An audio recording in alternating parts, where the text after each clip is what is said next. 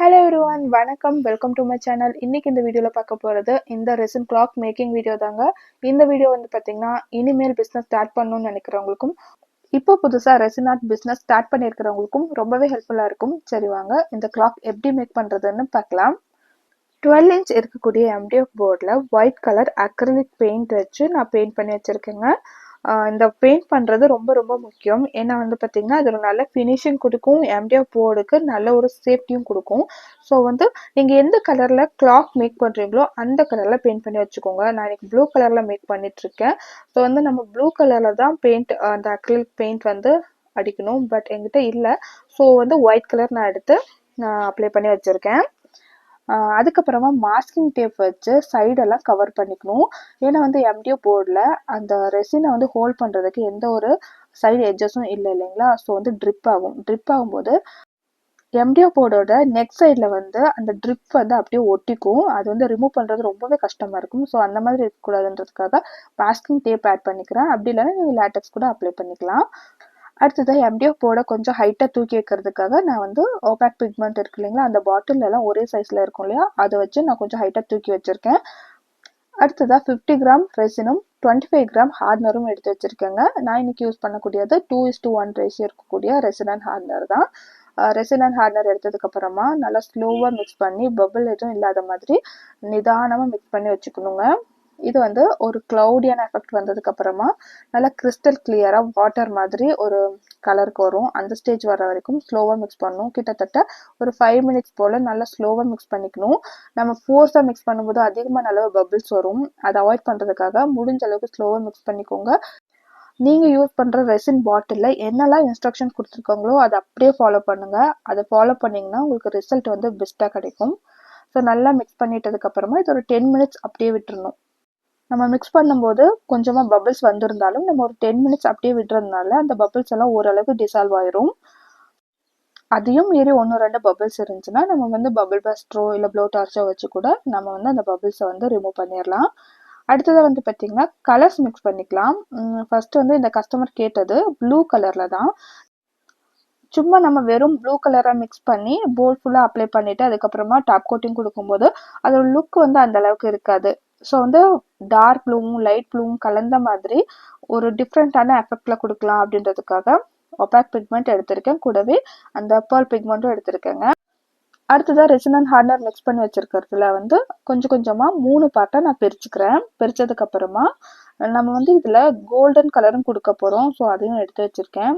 இந்த ஆர்ட்டுக்கே வந்து பார்த்திங்கன்னா அந்த கோல்டன் கலர் ஒரு தனி லுக் கொடுக்கும்னே சொல்லலாம். ஃபைனலாக நீங்கள் ஸ்டார்டிங்லேயே அந்த ப்ராடக்டில் பார்த்துருப்பீங்க.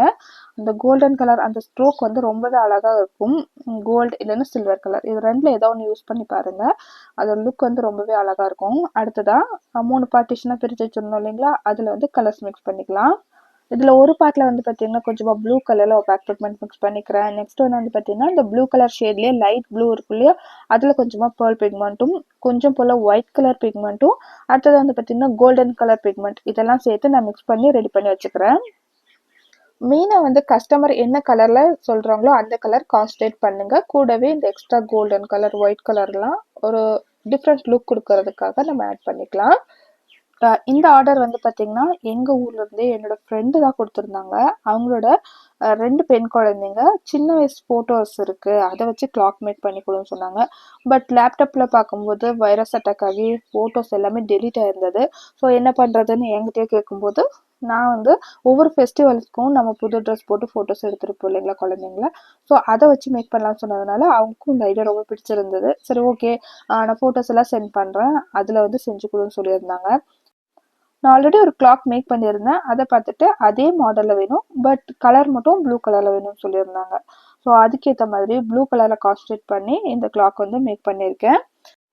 அடுத்தது நம்ம மிக்ஸ் பண்ணியிருந்த கலர்ஸ் தான் ஒன்று நான் ஆட் பண்ணிக்கிறேன். ஃபர்ஸ்ட் வந்து லைட் ப்ளூ ஆட் பண்ணிவிட்டு அடுத்ததாக வந்து பார்த்திங்கன்னா டார்க் ப்ளூ ஆட் பண்ணிவிட்டு எல்லா பக்கமும் படுறது மாதிரி ஸ்ப்ரெட் பண்ணி விட்டுறணும். அடுத்தது வந்து பார்த்திங்கன்னா லைட்டாக ஒயிட் கலர் மிக்ஸ் பண்ணி வச்சுருந்தோம் இல்லைங்களா, அதை வந்து நடுவில் ஆட் பண்ணிக்கிறேன். இது வந்து ஒரு மார்பிள் எஃபெக்ட் கொடுக்கும், ரொம்பவே அழகாக இருக்குங்க. நம்ம வந்து அந்த ஷேட்லேயே ட்ரை பண்ணும்போது அதோட எஃபெக்ட் வந்து ரொம்ப அழகாக இருக்கும். அடுத்தது வந்து பார்த்திங்கன்னா லைட்டாக ஸ்ட்ரோக் மாதிரி ஒரு லைன் மாதிரி வந்து கோல்டன் கலர் கொடுத்துருந்தேன். கோல்டன் கலர் டச் வந்து எல்லா கிளாக்குக்குமே ஒரு நல்ல ஒரு அழகு கொடுக்கும். ஸோ வந்து அங்கங்கே எனக்கு எப்படி தோணுதோ அதுக்கேற்ற மாதிரி இந்த லைன்ஸ் வந்து நான் கொடுத்துட்டு இதை வந்து ஒரு 24 hour கம்ப்ளீட்டாக ட்ரை ஆக விட்டுறணும். இது வந்து 24 hour ஆயிடுச்சு. இப்போ கம்ப்ளீட்டாக ட்ரை ஆயிடுச்சுங்க. சில ரெசின் வந்து 8 hourலேயே க்யூர் ஆயிரும். சில ரெசின் வந்து 24 hour வேணும். ஸோ வந்து அதுக்கேற்ற மாதிரி நம்ம வந்து க்யூரிங் டைம் கொடுக்கணும். அடுத்தது வந்து ஃபோட்டோஸ் ஃபிக்ஸ் பண்ணிக்கணும். ரெசின் ஆர்ட்டுக்கு யூஸ் பண்ணுற ஃபோட்டோஸ் எல்லாம் வந்து பார்த்திங்கன்னா நிறைய ஆன்லைன்லேயே அந்த ஃபோட்டோஸ் எடிட் பண்ணி கொடுக்குறவங்க இருக்காங்க. உங்களுக்கு நியர்பை ஃபோட்டோ ஸ்டூடியோவில் இந்த மாதிரி எடிட் பண்ணி கொடுப்பாங்கன்னா நீங்கள் டேரெக்டாக அவங்கக்கிட்ட கூட பர்ச்சேஸ் பண்ணிக்கலாம். நான் வந்து ஆன்லைனில் தாங்க வாங்கிக்கிறேன். இந்த க்ளாக்கோட சைஸ், ஃபோட்டோ சைஸ் எல்லாம் நம்ம ஷேர் பண்ணிட்டோன்னா அவங்களே இதை மேக் பண்ணி நமக்கு பிரிண்ட் எடுத்து கொடுத்துருவாங்க. அவங்க கூட்டியே தான் இந்த டிரான்ஸ்பரண்ட் ஸ்டிக்கர் ஷீட்டும் கூட வாங்கியிருக்கேங்க. இதில் வந்து பார்த்திங்கன்னா 2 பெண் குழந்தைங்களோட பர்த் டீட்டெயிலும் ஆட் பண்ணியிருக்கேன். கூடவே பேரண்ட்ஸோட ஃபோட்டோ ஒன்று ஆட் பண்ண சொல்லியிருந்தாங்க. ஃபோட்டோஸ் வந்து பார்த்தீங்கன்னா ஹை குவாலிட்டி வாட்டர் ப்ரூஃப் ஷீட்டில் நீங்கள் பிரிண்ட் எடுத்துக்கிட்டீங்கன்னா லேமினேஷன் செய்யணுன்ற அவசியம் கிடையாது. ஒருவேளை நீங்கள் நார்மல் குவாலிட்டி ஃபோட்டோ ஷீட்டில் எடுக்கிறீங்கன்னா ஒரு தடவை லேமினேஷன் பண்ணதுக்கப்புறமா ரெசின் ஆர்ட்டில் நம்ம ஆட் பண்ணுறது ரொம்பவே நல்லது. இந்த ஸ்டிக்கர் ஷீட் பொறுத்த வரைக்கும் பேக் சைடில் வந்து பார்த்திங்கன்னா ஒரு லேபிள் மாதிரி இருக்குங்க. அதை பீல் ஆஃப் பண்ணிவிட்டு நம்ம ஒட்டுற மாதிரி தான் இருக்கும். இதே மாதிரியே அந்த பர்த் டீட்டெயில் எல்லாம் நான் ஸ்டிக் பண்ணிக்கிறேன்.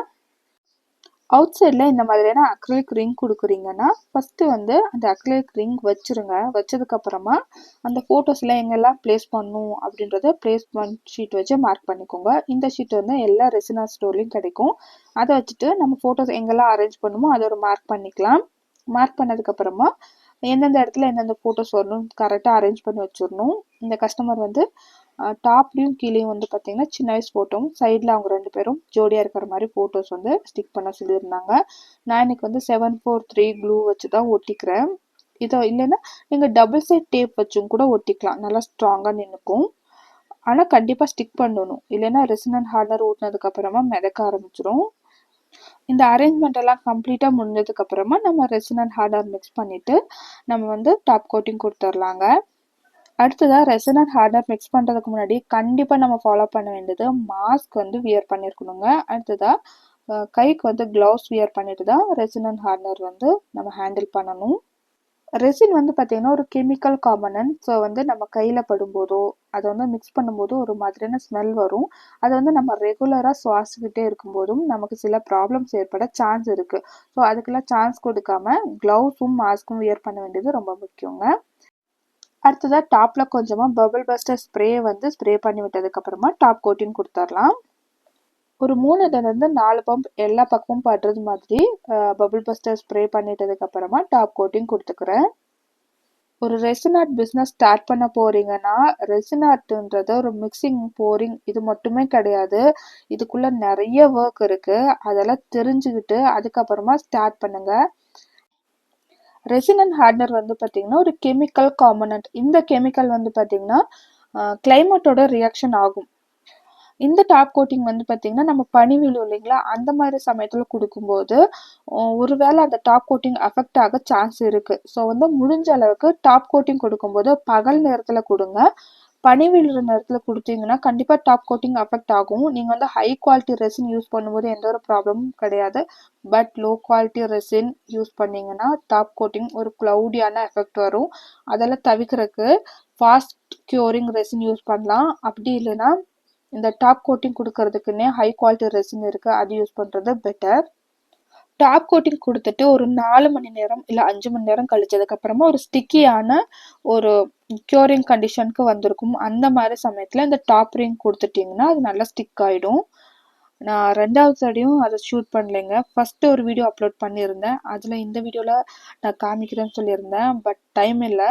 ஸோ வந்து ஓரளவுக்கு ஒரு 4லேருந்து 5 மணி நேரம் கழிச்சு ஒரு ஸ்டிக்கியான எஃபெக்ட் வரும். அந்த சமயத்தில் வந்து பார்த்திங்கன்னா இந்த அவுட்டர் ரிங் கொடுத்துட்டிங்கன்னா நல்லா ஃபிக்ஸ் ஆயிரும். அடுத்ததாக இந்த கிளாக் மிஷின்லேயே ஒரு ஸ்க்ரூ கொடுத்துருப்பாங்க. ஸோ வந்து அதை கழட்டிட்டு நம்ம பேக் சைடில் இருந்து அந்த கிளாக் மிஷினில் ஒரு ஸ்டிக் மாதிரி இருக்கும் இல்லையா, அது உள்ளே வச்சு நல்லா டைட் பண்ணிடணும். டைட் பண்ணுறதுக்கு வந்து பார்த்திங்கன்னா இந்த மாதிரி டூல்ஸும் கூட அவைலபிளாக இருக்குது. இந்த டூல் யூஸ் பண்ணி வந்து பார்த்திங்கன்னா அந்த ஸ்க்ரூவை நல்லா டைட் பண்ணிடணும். நல்லா ஸ்க்ரூவை டைட் பண்ணி விட்டதுக்கப்புறமா பேக் சைட்லேயும் பிளாக் கலரில் அக்ரிலிக் பெயிண்ட் வச்சு நான் பெயிண்ட் பண்ணி விட்டுருக்கேன். அடுத்ததாக இந்த பாக்ஸ் வந்து மூவ் ஆகாமல் இருக்கிறதுக்கு நான் வந்து க்ளூ கன் வச்சு ஸ்டிக் பண்ணி வச்சுருக்கேங்க. இதை விட யூவி ரெசின் வச்சு நம்ம ஸ்டிக் பண்ணி எடுத்துக்கிட்டோம்னா ஃபினிஷிங் ரொம்பவே நல்லாயிருக்கும். இந்த கிளாக் மிஷின் ஃபிக்ஸ் பண்ணுறதுக்கு பர்ஃபெக்டான மெத்தட் வேறங்க. நம்ம வந்து டாப் கோட்டிங் கொடுக்கறதுக்கு முன்னாடியே இந்த ஸ்க்ரூ வச்சு டைட் பண்ணிட்டதுக்கு அப்புறமா டாப் கோட்டிங் கொடுத்தோம்னா இந்த கிளாக் மிஷின் வந்து மூவ் ஆகாது.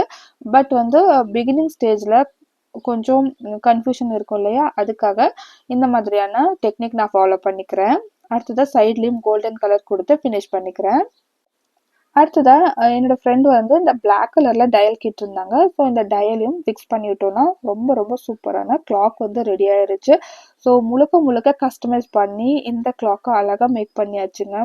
இந்த கிளாக்கோட அவுட்புட் கண்டிப்பாக உங்களுக்கு பிடிச்சிருக்கும்னு நான் நினைக்கிறேன். டயல் ஆட் பண்ணிட்டதுக்கு அப்புறமா பேக் சைடில் செல் ஆட் பண்ணிட்டோம்னா கிளாக் வந்து ரெடி ஆயிருங்க. அவ்வளோதான், ரெசின் ஆர்ட்டில் அழகான கிளாக் வந்து மேக் பண்ணியாச்சு. அவுட்டர் லேயரில் நம்ம வந்து அக்ரிலிக் ரிங் கொடுத்துருக்கோம் இல்லையா, அதில் வந்து ஒரு கவர் இருக்கும். அந்த கவர் வந்து நம்ம பீல் ஆஃப் பண்ணும்போது இந்த கிளாக்கோட லுக் வந்து ரொம்பவே அழகாக இருக்குங்க. இந்த கிளாக்கோட அவுட்கம் கண்டிப்பாக உங்களுக்கு ரொம்ப பிடிச்சிருக்குன்னு நான் நம்புகிறேன். இதே மாதிரி உங்களுக்கும் ரெசின் ஆர்ட்டில் கிளாக் வேணும்னாலோ இல்லை உங்களோட ஃபேவரட் பர்சன் கொடுத்த flower or bouquet or anything preserve பண்ணணும்னு நினச்சிங்கனாலும் ஸ்க்ரீனில் தெரிகிற வாட்ஸ்அப் நம்பருக்கு காண்டாக்ட் பண்ணுங்கள். இந்த வீடியோ உங்களுக்கு யூஸ்ஃபுல்லாக இருந்துச்சாலும் கமெண்டில் சொல்லுங்கள். நீங்கள் இப்போ தான் ரெசின் ஆர்ட் பிஸ்னஸ் ஸ்டார்ட் பண்ணியிருக்கீங்க, உங்களுக்கு ஏதாவது டவுட் இருந்தாலும் கமெண்டில் கேளுங்க. எனக்கு தெரிஞ்ச இன்ஃபர்மேஷன்ஸை கண்டிப்பாக ஷேர் பண்ணிக்கிறேன். பிரெஸ்ட் மில்க் ப்ரிசர்வேஷன் கூட செஞ்சு கொடுத்துட்ருக்கேங்க. இதை பற்றி ஃபுல்லாக தெரிஞ்சுக்கணுன்னா வாட்ஸ்அப்பில் காண்டாக்ட் பண்ணுங்கள். நான் டீட்டெயில் வந்து ஷேர் பண்ணிக்கிறேன். ஓகே ஃப்ரெண்ட்ஸ், பாய். நெக்ஸ்ட் வீடியோவில் சந்திக்கலாம்.